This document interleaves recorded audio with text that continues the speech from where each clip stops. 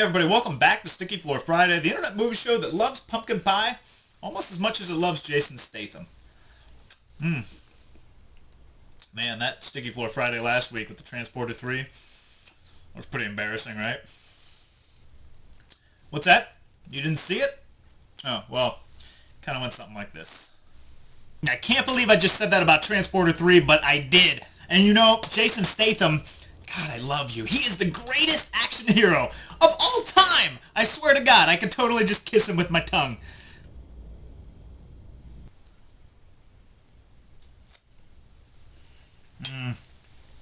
Just be glad you didn't see the rest of that tape. Now, we've only got one big movie coming out in release this week, and it's Punisher Warzone. That's right, this is the third try at a Punisher movie, bringing with it a third Punisher actor. Now, back in the 80s, the first Punisher had Dolph Lundgren in it. And at that time, comic book movies were non-existent. They just didn't happen. They didn't have the technology, and the ones that they made were really, really bad. So at the time, I was just happy to have a Punisher movie, as bad as it was. I think he spent a lot of time in the sewers, and it wasn't the Punisher that I knew from the comic books. Then, after the big comic book boom in, I think, 2004, they brought back the Punisher, this time with Thomas Jane. And it had some moments, like the fight with the Russian was really good, but it was bogged down by John Travolta and like Rebecca Romijn as his flatmate, which is really weird. It was a little too soft, and I think Thomas Jane wasn't quite rugged enough to play that role.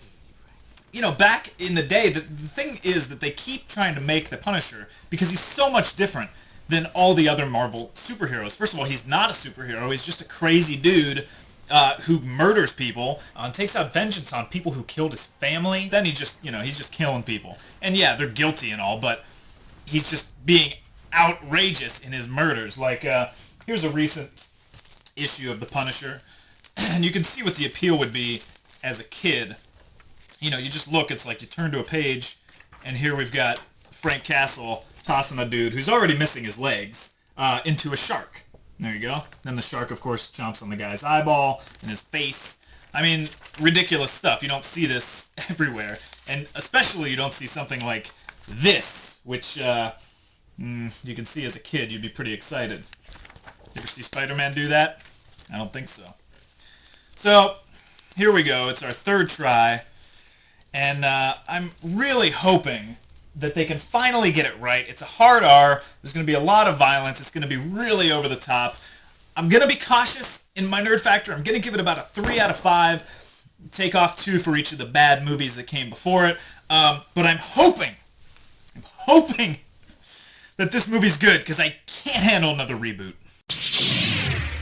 All right, let's recap. Statham is better than pumpkin pie, and let's hope I don't get punished for recommending Warzone.